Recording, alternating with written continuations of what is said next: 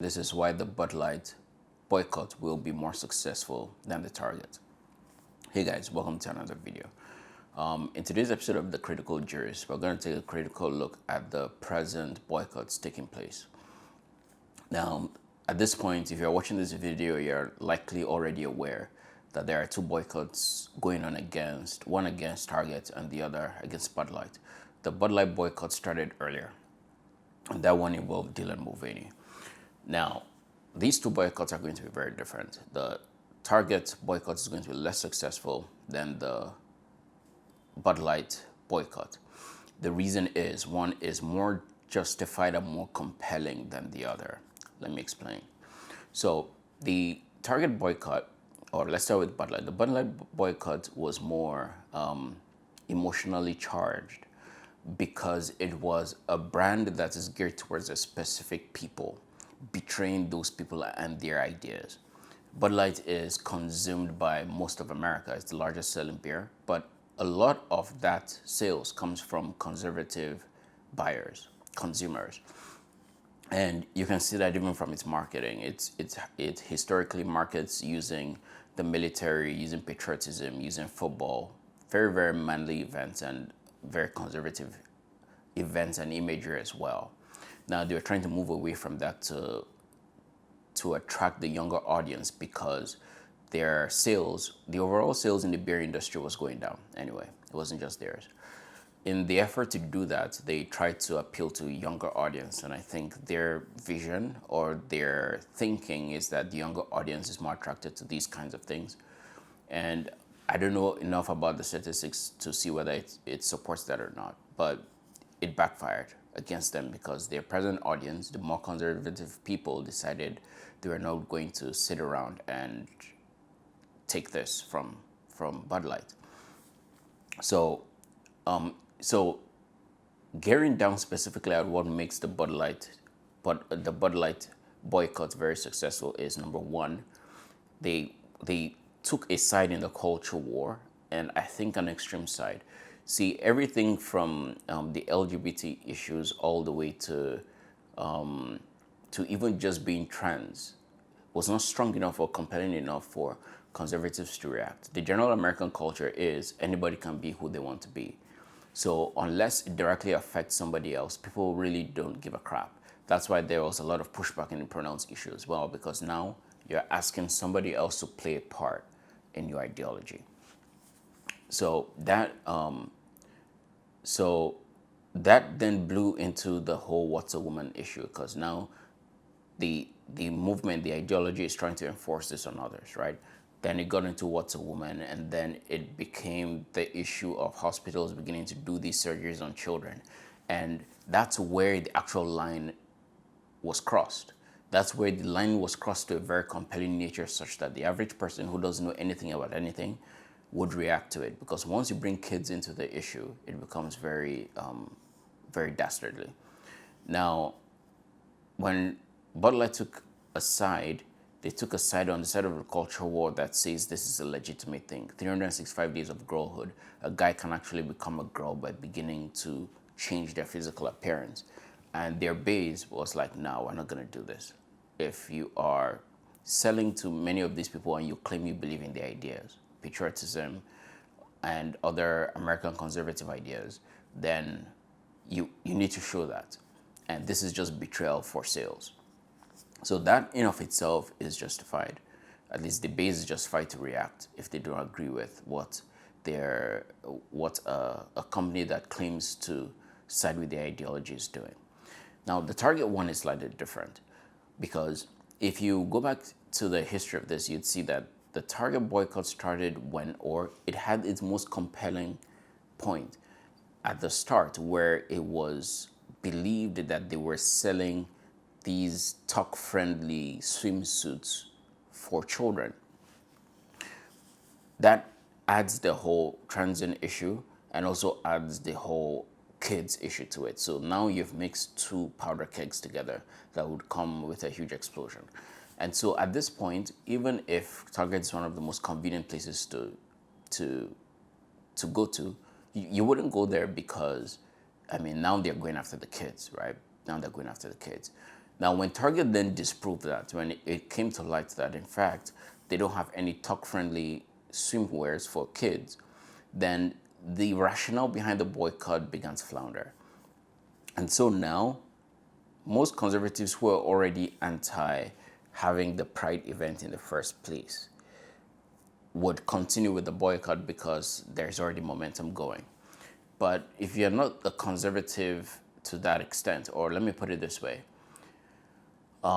if you believe that adults can make decisions on what they want, so if an adult walks in and they choose they want to buy rainbow supporting stuff, that's your problem, then you wouldn't really care.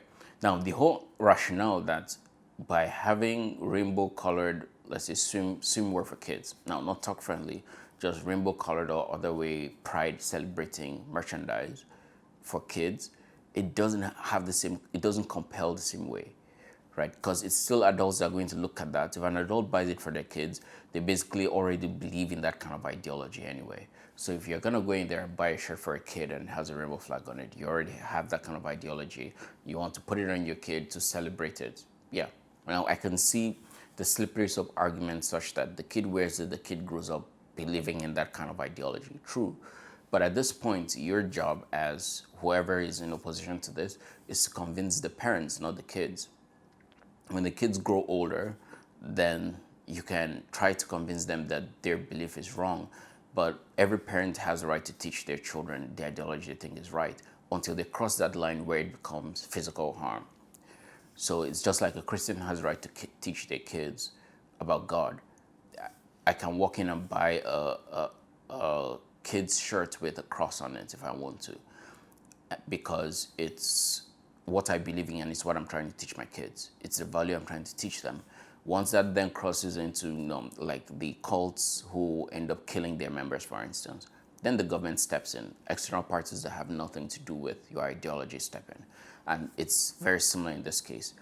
The justification for stepping in initially was that if you're moving to the point where you're creating talk-friendly gear for children, it then goes beyond just celebrating it. Now you're kind of pushing it itself, right? You're not just celebrating LGBTQ people, like wearing a shirt, a merch shirt. Now you're actually promoting it for kids itself. That's the activity of transing, of changing, which can lead to surgeries down the road. You're now promoting it for children itself. And it can inspire a lot of the opposition that is not just conservative, but even those who are not as extreme. It will inspire more people to act than otherwise.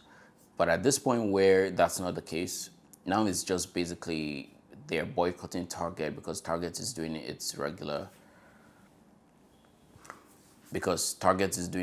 Pride celebrations. Now, the question as to whether Target should be doing this in the first place, especially in communities that don't believe in this, is a different question. And that pushback should have come a long time before. If I go to Boston and I go to Los Angeles, DC, and there are pride flags everywhere. Like in Boston, there's a pride flag on the city council and mayor's offices and public libraries. If I see that in cities like that, I'm not surprised because I expect that. The culture in those places, even churches fly it, for heaven's sake. So the culture in those places is such that I expect that they would do that, right? Because that's the culture of those places. If Target then has a bunch of stuff out there for community members to buy, it's expected. If I go to more conservative areas, like certain parts of Texas, certain parts of Florida, however, and their targets still have the same things, then it becomes an issue. Because now you're not celebrating with the community, you're taking a stand in a culture war. That's the difference. Just like if I went to those places and I saw a pride flag on one of their city centers or city council buildings, then it's the city taking a stand more so than celebrating with the community what the community already believes. I'm generally not part of a government is supposed to be reflective of its people. A government is not supposed to be an independent entity. It's supposed to be part of the people. It's public for a reason. A majority of the people vote in their representatives into office. As such, there is no issue with government celebrating an ideology that most people believe. So in of itself, it's not wrong that, let's say, city councils will fly a pride flag. There's nothing wrong with that. Just like there's nothing wrong with, in a town where most people are Christians, there's nothing wrong with them having a cross or something else on a public building. There's nothing wrong with a town that's mostly Islamic. Just like if I travel to an Islamic country, it's not irrational for me to see Islamic wordings or inscriptions on their buildings. It's a Muslim country. So if I go to a Muslim community, I expect to see Muslim things around. If I go to Christian community, I expect to see Christian things around. America has somehow turned that into a taboo, but I don't see how that is different from the pride flag. There is a difference between celebrating something and coercing it. Now, again, that's why I don't believe in slippery slope arguments. You address the slope where it slips, right? You don't stop the whole thing because you think it's wrong, because before it reaches to that line, there are other freedoms that are at stake. There may not be freedoms you believe in, but there are other freedoms at stake. Once it crosses the line, then the balance of the freedoms change. But as long as that line is not crossed and the balance of the freedoms are not crossed, then there's no issue. So for instance, if I go to I'm a Christian, if I go to a Muslim area and they have Islamic inscriptions on public buildings, it's not an issue. Where it becomes an issue is if the government tries to coerce me into them practicing that religion. That's when we begin to have an issue. Or if there are other human rights issues that come up later. But those we can address as human rights issues, not as religious issues. And it's the same reason if I go to Boston and there is a pride flag flying on the building, doesn't offend me.